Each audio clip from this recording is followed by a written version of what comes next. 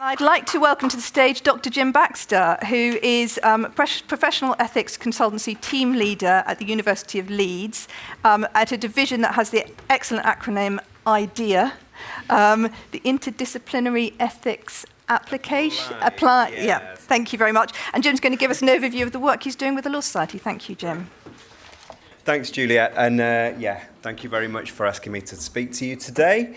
Apologies for that acronym. It's obviously a bit awkward, isn't it, putting the applied after the ethics, and if it weren't for the very neat acronym, we wouldn't have it that way, but that's the way it goes. I'm from the IDEA Centre, the Ethics Centre at the University of Leeds, and I'm going to be talking to you today about some work that me and my team have done for the Law Society, producing an ethical practice framework for in-house solicitors. So first of all, that's who I am. I'm a professional ethics consultant.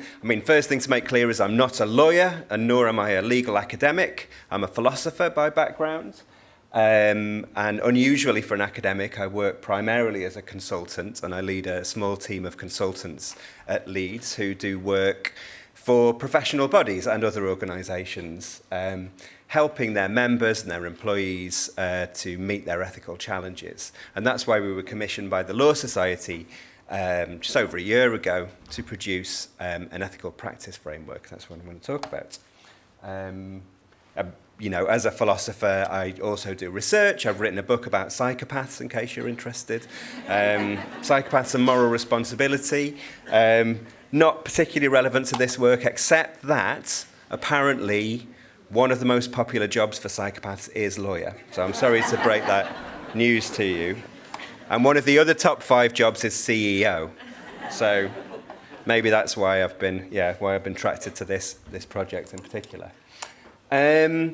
Why talk about in-house ethics? So I suppose this is the kind of, I don't need to tell you this because you're here to talk about this stuff already, but first of all, it's just to say that this work came out of the Law Society's 3-year programme, Changing Ethical Landscapes, and there was a clear message coming from their membership as part of the consultation that they did in that programme, that there's a need for attention to be paid to in-house ethics specifically. It's an important part of the profession, clearly. I don't need to tell you that. Growing around 20%, I think, at the moment of the profession, but potentially getting bigger. And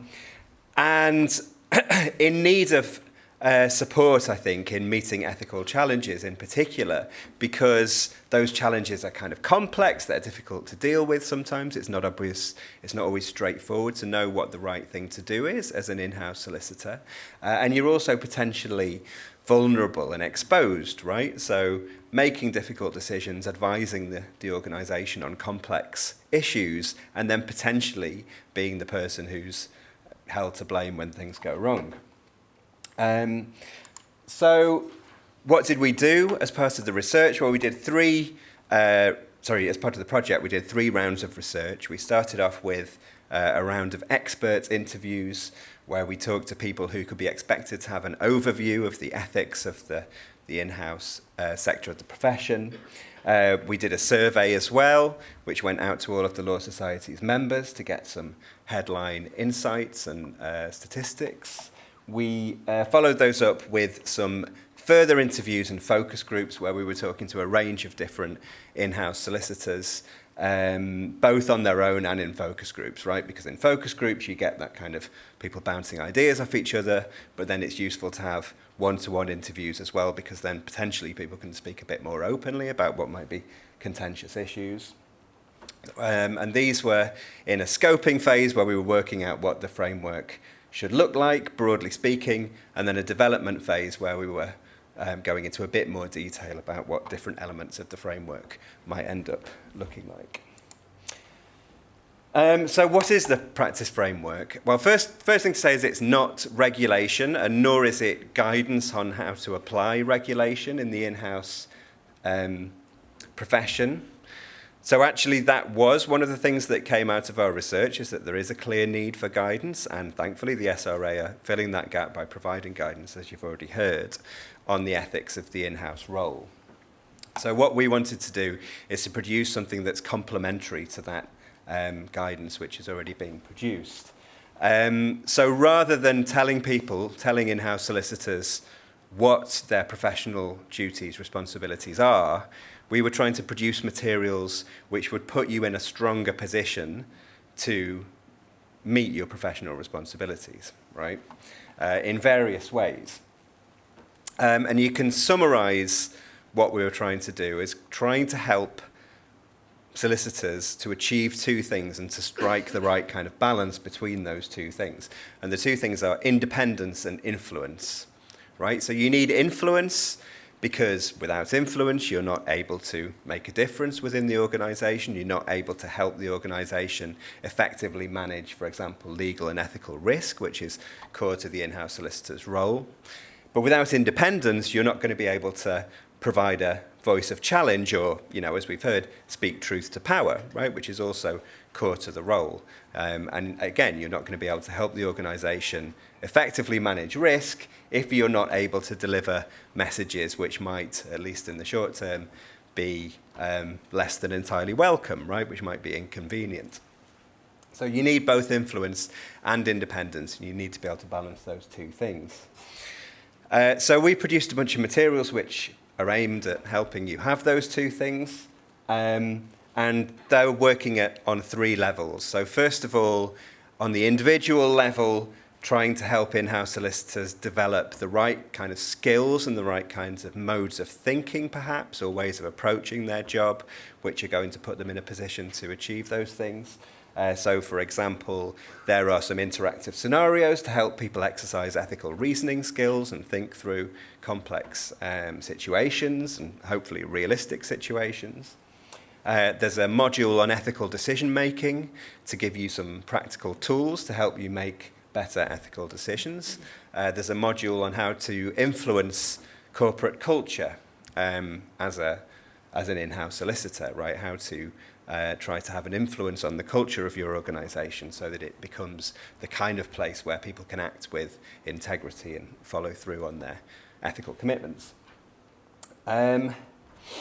There's also some elements which are aimed at strengthening the position of in-house solicitors within organisations. And some of these are kind of reinforcing the things that we've already heard the SRA are saying, right? The same kinds of message around, what the organisation can and cannot ask the solicitor to do. But rather than going into detail about the regulatory obligations, we're focusing more on what support the solicitor needs from the organisation in order to, again, meet those obligations.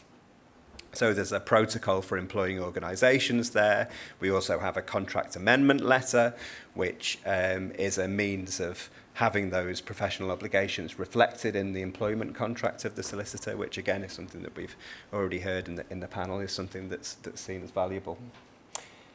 And there's also an element which is about fostering professional support and solidarity, right? So creating a network within the profession, a self-identifying, vibrant community of in-house solicitors who see themselves as a profession, are able to talk to each other, are able to plug into networks, whether they're national networks, virtual networks, or local networks, like, for example, local law societies. I'm really pleased that I'm going to be doing an event with Luke in the Leeds Law Society, hopefully in the next couple of months.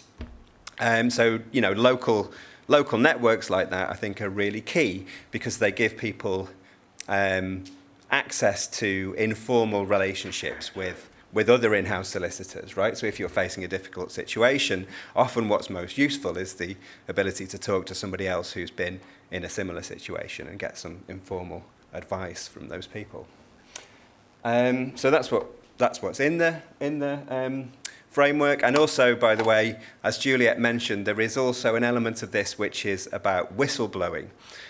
So we've been working with Protect, the whistleblowing charity, to produce a couple of things that are aimed at reinforcing, I suppose, whistleblowing processes within organisations, but also giving in-house solicitors guidance on what to do if they're in a position where they feel they need to blow the whistle.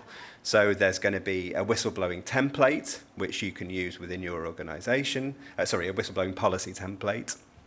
But there's also going to be some guidance tailored to in-house solicitors, telling you about what you should do if you're in a whistleblowing situation yourself, and what support is available to you, what kinds of considerations you should take into account, where you might go, and so on. And that's going to be co-badged by the Law Society, the SRA, and, as I say, developed by Protect, the whistleblowing experts. What next? Well, we're launching soon. Apologies, I don't have a launch date yet, but it is going to be this spring.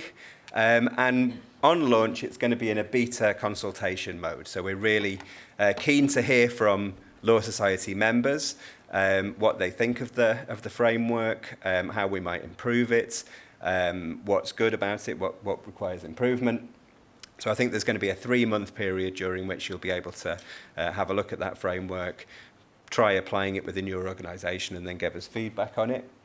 And then there'll be a launch of a final version following that consultation. So if you want to be kept up to date about this and other professional ethics initiatives happening in the Law Society, that's how to do it. So that QR code will just take you to the URL below, where you'll be able to sign up. So they'll get in touch when we've got a definite launch date, but also keep you up to date with other professional ethics initiatives that are happening. Or also just come and find me or get in touch by that email. All right, thank you very much.